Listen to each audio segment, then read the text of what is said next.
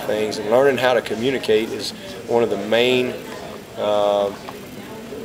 great experiences that you get in college. Whether you're playing ball or not, just having to just go through that process of college and learning to communicate and do things and deal with other people from all kind of different backgrounds, and football programs, football teams the same way. Coach Frank, what it was like playing for Paterno. What's it like winning a national championship at Alabama?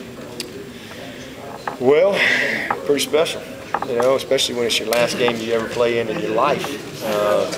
Pretty special, and that's really my greatest memory as a player. It's not a play, it's not a game. I mean, that game itself was a good memory, but it's really the locker room after the game, and that's what you just can't even begin to describe what it's like to be in a locker room after you got it done, and to be with a group of guys that you just have worked your butt off with, and you believed in this guy and you believed in that guy, and we weren't the most talented team. Let me just tell you, we just had a big reunion. I think some of them guys, I'm like, holy smokes, how did we win with these guys? I mean, unbelievable. We were really, especially offensively, we were just kind of an average old bunch. But we were a great team, and we thought we were better than we were. And let me tell you, that's a big part of it. That's a big part of it. Where's your ring? That's at home, like a little case thing. You show players? Absolutely. Yeah, it's sitting out. Whenever they come over and stuff or whatever, it's sitting right there. I got all my rings in one little thing. But it's a great thing. I mean, it's what you play for. I mean, it's the ultimate. And to line up and dominate like we did. And we didn't. Nobody gave us a chance. I think we were a 14-point dog. I think 12 or 14-point underdog in that game, and so not many people gave us a chance to beat Miami. But we believed. That, and that's the message. I just understand the power of believing that you can do something. You can't if you don't believe, or if you doubt, then you probably won't. And I've experienced that as a player. It's not an easy thing to do. I've been on better teams statistically in some areas, but that was the best 11. And we to line up that night, I just knew we weren't going to lose. You talked about getting guys in the game. You being a former walk-on and earning a scholarship, does that change your coaching philosophy? Maybe you take a second or third look at a kid. Absolutely. Maybe normally another coach wouldn't. Absolutely. I think that Coach Bryant used to always say there's four kinds of players. There's those that got it and don't give it. You get rid of them. And then there's those that don't have it, but don't know they don't have it, and they give way beyond their ability. That's what most teams are made up of, to be honest with you. And then you got those that have it and give it. The C.J. Spillers, they got it and they give it. And then you got those guys that don't have it, know they don't have it, and you're supposed to be nice to them because they make great alums. That's the four kind of players, and they really all fit in that category. And I was one of them guys that didn't have it, but I didn't know. I thought I had it. I was too dumb to know I didn't have it. But that's really, so yeah, and you're always looking for guys, and we're in a critical deal. And it's so easy to evaluate a kid and as a freshman or sophomore, you forget, man, these guys are maturing, they're developing, and it's a process. Some coaches sometimes are like, a kid doesn't play as a freshman, okay, you go recruit another guy. I mean, good Lord. I've seen a lot of great juniors and seniors that you wouldn't take a dime for as a freshman and sophomore. So I just think it's a process, but that's the four types of players that fit in that category. Coach, you got an early game against Georgia Tech, important game early in the season. Is there an advantage to playing a team with a unique offense like that early in the season, or maybe you have more time to prepare in August than later in the season? I do think it's, it's a 5-day turnaround. You got to play 2 games in 5 days, but I would rather be early than in the middle of the season. Because hopefully you can at least work on some things in spring ball, maybe have some things in camp where you can prepare a little bit to have some success in a quick turnaround time frame. Did y'all work on some things in spring ball against we did. We defensively, they worked on some things just to prepare, and kind of have some base fundamentals in place. We actually have another week this year, typically, which is kind of good. When school starts on a Wednesday. Typically, we play the following Saturday, whereas this year, we've got another week of school.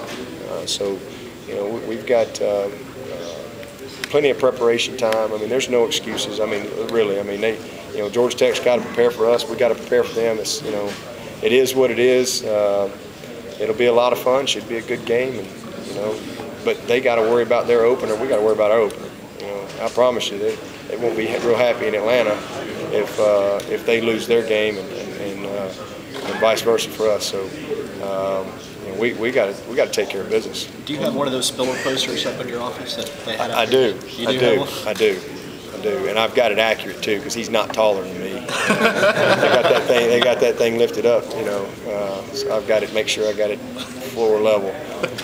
Coach, what was the biggest lesson you learned serving as a head coach at the end of last year? The biggest lesson that I learned was that I can't do everything. I can't do it all. You have to delegate. You got to surround yourself with great people, and that'd probably be the biggest thing. Can you talk a little bit about your contract? Because it seems like it's kind of unorthodox for a BCS coach, even though you're a first-time coach. Kind of how you went about structuring. High risk, high reward. That's kind of how it's structured. My big thing was modernizing my staff. To be honest with you, I didn't really ever ask. I didn't ask for my salary. Never was a discussion. Some people probably think that's not very smart, but it's not about me. It never will be about me.